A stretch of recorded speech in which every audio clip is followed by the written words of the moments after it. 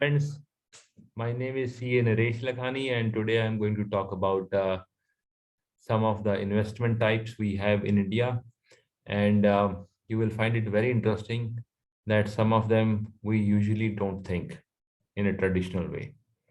And also, I will include in this topic, the amount of risk we have in this, about approximate gains you can make from these things, and also what age group people should go for it, and if it requires a heavy investments or if it requires small investment.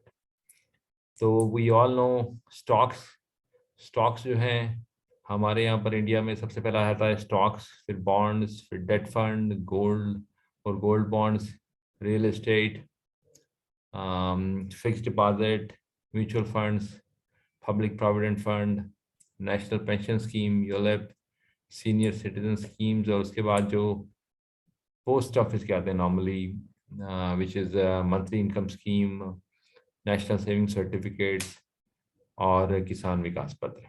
तो ये सब चीज़ों के बारे में मैं discuss करूंगा। तो सबसे पहले आते हैं स्टॉक्स पे। स्टॉक्स जो है, आप किसी पर्टिकुलर एक कंपनी की, अगर मान लो या दो कंपनी या तीन कंपनी के आप डीमैट अकाउंट खोलते हो और आप उनके शेयर्स खरीदते हो। जैसे फॉर एग्जांपल मैं कहता हूँ, आप रिलायंस इंडस्ट्रीज खरीदते हो, आप इन्फोसिस टेक्नोलॉजी से खरीदते हो शेयर्स, या फिर आप टीसीएस से खरीदते हो। तो इस तरह से आप कोई पर्टिकुलर कंपनी के शेयर्स खरीदते हो। लेकिन इसमें जो सबसे इम्पोर्टेंट चीज़ है कि आपको काफ़ी रिसर्च करनी पड़ती है और काफ़ी टाइम लगाना पड़ता है इन चीज़ों के ऊपर। कंपनी के जो है जो स्टैटिस्टिक्स हैं, जो फाइनेंशियल स्टेटमेंट्स हैं, और जो बिजनेस के बारे में आपको काफ़ी ज्ञान प्राप्त करना पड़ता है, और तभी आप जो है डिसीजन ले सकते हैं। और इसमें थोड़ा सा ये भी होता है कि अगर एक कंपनी का स्टॉक नहीं चला और उसमें आपके मैक्सिमम अमाउंट लगा हुआ है, तो हो सकता है आपके पैसे डूब जाएं। तो इसका एक ऑल्टरनेटिव ये है कि आप म्यूचुअल फंड्स में चले जाएं। म्यूचुअल फंड के बारे में मैं बाद में बात करूंगा। तो this is how the stocks work. तो किसी कंपनी के आप शेयर को खरीद लेते हैं, आप उसका एक भागीदार बन जाते हो, आप उसके शेयर होल्डर बन जाते हो। इसमें स्मॉल इन्वेस्टमेंट भी चल सकती है। रिस्क डेफिनेटली ज़्यादा है क्योंकि वॉलेटिलिटी ज़्यादा है। शेयर के प्राइस जो है एटलीस्ट इन शॉर्ट टर्म काफ़ी ऊपर नीचे चले जाते हैं कई बारी, और लोग घबरा जाते हैं और एग्जिट कर जाते हैं लॉस में। अगर मेरे हिसाब से आप अच्छी ब्लू चिप कंपनीज के शेयर खरीदते हो और 5 से 10 साल का हराइजन लेके चलते हो, तो मोस्ट लाइकली जो है आप इन्फ्लेशन के ऊपर जो है एक अच्छा गेन कर सकते हो। But again it depends on the company where you invest, और इकोनॉमी के क्या हाल चाल चल रहे हैं। ये सब चीज़ों को जो है ध्यान में रखना ज़रूरी है। स्टॉक्स के लिए मैं कहूँगा यंगर लोगों के लिए जिनकी रिस्क एपेटाइट ज़्यादा है, वो स्टॉक में इन्वेस्ट कर सकते हैं। आपके पास कम से कम एक शेयर इंडिया के अंदर जो है आपको खरीदना पड़ता है, ज़्यादा भी हो सकते हैं। वेयर एज इन यूएस आप कोई फ्रैक्शन शेयर भी खरीद सकते हैं। तो अगर आपकी रिस्क एपिटाइट ज़्यादा है तो आप जो है स्टॉक्स में जा सकते हैं। और यंगर लोगों के लिए तो ये बहुत अच्छा है। इन्वेस्टमेंट के लिए आपको बहुत ज़्यादा पैसे नहीं चाहिए। आप 5,000 से भी शुरू कर सकते हैं, आप मंथली भी कुछ इन्वेस्ट कर सकते हैं इसमें। तो इस तरीके से आप स्टॉक में इन्वेस्ट कर सकते हैं। उसके बाद आते हैं हम जी सेकंड नंबर पे, गोल्ड और गोल्ड बॉन्ड। गोल्ड और गोल्ड बॉन्ड जो है, गोल्ड, मैं आपकी मम्मी की ज्वेलरी की बात नहीं कर रहा हूँ जो वो खरीदती हैं, जिसमें काफ़ी सारा जो है मेकिंग चार्जेस होते हैं, उसमें पॉलिशिंग चार्जेस होते हैं, और जब आप बेचने जाते हो तो 10-20% कम से कम और भी काट लेते हैं। मैं बात कर रहा हूँ जो गोल्ड के बिस्कुट्स आते हैं, मैं उनकी बात कर रहा हूँ। या तो आप रियल में खरीदो या फिर आप गोल्ड बॉन्ड खरीद लो जो रिजर्व बैंक के, मुझे मालूम है जो गोल्ड बॉन्ड आते हैं इनका मंथली प्राइसेस होते हैं। तो ये एक बॉन्ड पेपर के फॉर्म में आपके पास होते हैं। इसके लिए आपको डीमैट अकाउंट खोलना कोई ज़रूरी नहीं है। गोल्ड बॉन्ड के अंदर जो है आपको 2.5%, जो रिजर्व बैंक का है 2.5% आपको फिक्स मिलता है। प्लस इसमें जो बॉन्ड, गोल्ड बॉन्ड के जो रेट चेंज होंगे उसका अप्रिसिएशन भी आपको मिलेगा। ये भी 5 से 10 साल के हॉराइजन के लिए अच्छा है। गोल्ड अगेन जैसे मैंने आपको बोला, बिस्कुट है, 24 कैरेट के बिस्कुट आते हैं, आप ले सकते हैं, बट इसके लिए भी कम से कम नहीं तो मेरे हिसाब से आपके पास 2-3 लाख रुपए होने चाहिए अगर आपको गोल्ड, एक्चुअल गोल्ड खरीदना है। बॉन्ड आप स्मॉलर अमाउंट में खरीद सकते हैं। अगेन गोल्ड जो है वो इसकी वॉलेटिलिटी भी रहती है। लॉन्ग टर्म में यूजुअली गोल्ड ऊपर ही जाता है। मैं कहूँगा कि एक सेफ बेट हो सकता है, लेकिन आपको 5-10 साल का हराइजन लेके चलना पड़ेगा। उसके बाद आता है जी बॉन्ड्स या डेट फंड। डेट फंड बड़ा कॉमन है इंडिया के अंदर। आप किसी कंपनी के अंदर जो है आप उसके या तो डेट्स के अंदर जो है किसी कंपनी, बहुत सारी कंपनियों के जो है एक फंड होगा जिसमें बहुत सारी कंपनियों के डेट्स के अंदर इन्वेस्ट किया जाएगा। तो काफ़ी सारे कंपनीज के जो है डेट पेपर जो हैं या डेट दे दिया जाएगा और उसका एक पार्ट और एक पोर्शन आपको मिल जाएगा। यूजुअली जो है बॉन्ड या डेट फंड्स में आपको फिक्स्ड रेट मिलता है। रिस्क एफडी से ज़्यादा होता है क्योंकि कंपनीज हैं, इसमें कंपनीज की परफॉर्मेंस अच्छी ना हो, कंपनी बैंकरप्ट हो जाए, ना दे पाए। बट अगेन आप जो है इसके अंदर आप पैसे ठीक ठाक लगा सकते हैं। और अगेन ये आपको मोस्ट लाइकली आपको इन्फ्लेशन से ऊपर जो है दे जाते हैं पैसे। बट अगेन इसमें जो है एफडी से ज़्यादा रिस्क है। उसके बाद आते हैं next real estate. Real estate we all know, real estate तो आप किसी अपार्टमेंट में पैसे लगा सकते हैं, आप किसी रेजिडेंशियल प्रॉपर्टी में पैसे लगा सकते हैं, और आप किसी कमर्शियल प्रॉपर्टी में लगा सकते हैं। इसमें आप कैपिटल गेन के अलावा जो है आप रेंटल इनकम भी आपको मिल सकती है। पर आपको ये देखना है कि आपके पास कितने पैसे हैं। मेरे हिसाब से अगर आप अच्छी लोकेशन के लिए आप चाहते हो तो 1 करोड़ का बजट से कम क्या मिलेगा आपको, इससे ज़्यादा ही आपको रखना पड़ा। तो इसके लिए नॉर्मली जो है जिनके पास 30-40 ईयर्स के एज में है, थोड़ा पैसा इकट्ठा हो गया है, वही लगा सकते हैं। लॉन्ग टर्म के अंदर यूजुअली इसके अंदर गेन होता है। हालांकि पिछले 10 साल में बहुत ज़्यादा प्राइसेस में इंक्रीज नहीं हुआ है, कई जगह पे करेक्शन भी हुई है। काफ़ी लोग जो हैं इसमें बना के बेचते हैं, उसमें जो है आपको प्रॉफिट हो जाता है, लेकिन वो एक्सपीरियंस, वो भी एक स्किल सेट है। तो और उसके लिए टाइम भी बहुत सारा चाहिए। अब रियल एस्टेट में जो है एक खास बात यह है कि आपके पास सॉलिड है, आपके पास एक प्रॉपर्टी है जो आपको दिख रही है, आपको एक सेटिस्फेक्शन है। अगर आपके पास एक घर है जिसमें आप खुद रह रहे हैं तो मैं उसको इन्वेस्टमेंट नहीं कहूँगा, क्योंकि उसमें आप रह रहे हैं, उसका प्राइस ऊपर जाए नीचे जाए it doesn't matter to them. Again अगर मेरे हिसाब से 5 से 10 साल अगर आप रखते हो, प्रॉपर्टी अच्छी लोकेशन में है और एक उसके आसपास इंफ्रास्ट्रक्चर अच्छा है, तो मेरे हिसाब से एक अच्छी ऑप्शन हो सकती है। एंड अगेन इसमें ये भी होता है कि एक बड़ा अमाउंट आप लगा सकते हो, तो आपको बहुत सारी चीज़ों में अपने हाथ डालने की जरूरत नहीं है। बट अब आता है कि अपार्टमेंट आपने अगर ले लिया, अपार्टमेंट में आपको ध्यान रखना पड़ेगा कि एनुअल मेंटेनेंस चार्जेस भी होते हैं इसके, उनके प्रॉपर्टी टैक्सेस भी होते हैं, यूटिलिटी एक्सपेंसेस भी होते हैं, कई बार बड़े महंगे पड़ जाते हैं। तो मेरे एक्सपीरियंस से अगर आपको पास पैसे हैं तो लैंड की तरफ आप जाइए, अपार्टमेंट की तरफ मत जाइए, क्योंकि अपार्टमेंट में खर्चे भी कुछ ना कुछ चलते रहते हैं। अगेन इसमें रिस्क मेरे हिसाब से कम है, लेकिन पैसे आपको जाते हैं। Fix deposit we all know, banks के फिक्स डिपॉजिट होते हैं वेरियस बैंक्स में। इसमें आपको अगर 5 साल का कराते हैं तो 5 साल में आपको एटीसी की डिडक्शन भी मिल जाएगी।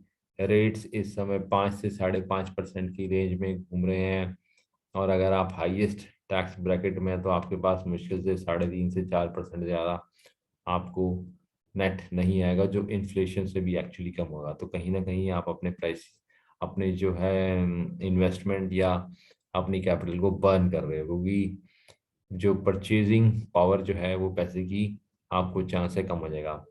एफडी जो है वो एज ए होल्डर उसको थोड़ा सा उसमें इंश्योरेंस भी है, 5 लाख रुपए तक का पर होल्डर के पास इंश्योरेंस भी है, तो रिस्क थोड़ा सा कम है। स्पेशली अगर आप 2-3 बैंकों में रखते हो और आपके पास 15-20 लाख है तो मोर और लेस आपका रिस्क जो है मिटिगेट हो जाएगा। नेक्स्ट है जी म्यूचुअल फंड। म्यूचुअल फंड जो है उसमें जो है डेट फंड भी हो सकते हैं, मैंने आपको बताया था पहले, और मैं अभी स्टॉक्स की बात कर रहा हूँ। स्टॉक्स में जो है इसमें एज कंपेयर टू इंडिविजुअल, मैंने पहले जो बताया था आपको कि आप टीसीएस का शेयर खरीद रहे हैं, आप रिलायंस इंडस्ट्रीज का शेयर खरीद रहे हैं, आप इन्फोसिस टेक्नोलॉजी खरीद रहे हैं, उसकी बजाय एक फंड होगा जिसमें बहुत सारी कंपनियों के शेयर्स वो फंड मैनेजर ले लेगा। वो फंड मैनेजर के अपने कुछ चार्जेस होते हैं और उसको जो है लॉन्ग टर्म उसमें इन्वेस्ट करके रखेगा। इसमें एसआईपी की ऑप्शन भी आती है कि आप मंथली इसमें पर्टिकुलर अमाउंट इन्वेस्ट करते जाओ। इसके अंदर कुछ चीज़ों के अंदर आपको एटीसी की डिडक्शन भी मिल जाती है, स्पेशली जिसको कहते हैं इक्विटी लिंक सेविंग स्कीम के अंदर आपको एटीसी की डिडक्शन मिल जाएगी। इसके अंदर आपको लॉन्ग टर्म कैपिटल गेन का जो रेट है वो भी 10% है। 1 लाख रुपए से ऊपर अगर आपका गेन होता है तो थोड़ा सा वो भी आपको एक फायदा हो जाएगा। और शॉर्ट टर्म कैपिटल गेन पे भी इस पे जो है टैक्स रेट जो है वो कम है। तो ये दोनों आपको प्रॉफिट जो जो फायदे हैं, आपको नॉट ओनली गेन होगा, चांसेस ज़्यादा हैं, उसके अलावा आपको जो टैक्स रेट है वो भी कम है। लेकिन अगेन वॉलेटिलिटी इसमें भी है, बस इसमें ये है कि बहुत सारे शेयर हैं तो रिस्क कम हो जाता है। ओवरऑल जो है चीज़ों अगर ऊपर बढ़ती हैं, इकॉनमी ऊपर बढ़ती है, शेयर मार्केट ऊपर बढ़ती है, तो आप कह सकते हो कि आपका जो फंड जो है अच्छा परफॉर्म करेगा और ये भी यूजुअली इन्फ्लेशन से ऊपर आपको रिटर्न्स दे जाता है। पब्लिक प्रोविडेंट फंड बहुत कॉमन है। बहुत लोग स्पेशली जिन लोगों के बिजनेसेस हैं लेकिन एम्प्लॉय प्रोविडेंट फंड उनके पास नहीं है। हालांकि एम्प्लॉय प्रोविडेंट फंड वाले एम्प्लॉयज़ भी कर सकते हैं पीपीएफ में। इसमें 1.5 लाख रुपए तक आप मैक्सिमम अमाउंट कर सकते हो। कम से कम आपको 500 रुपये करना है साल के। 15 साल तक इसमें जो है आपको पैसे रखने पड़ते हैं, लॉक इन पीरियड होता है। इसके अंदर आपको टैक्स रिडक्शन मिल जाएगी 1.5 लाख की। अबाउट 7.5% के आसपास इसमें रेट ऑफ इंटरेस्ट मिल जाता है जो टैक्स फ्री है, तो एटलीस्ट टैक्स फ्री है। इन्फ्लेशन से थोड़ा बहुत ऊपर आप कह सकते हो। और मेरे हिसाब से ये बेटर है एफडी से। बट अगेन आपकी इन्वेस्टमेंट का राइजन है, लॉक इन पीरियड है।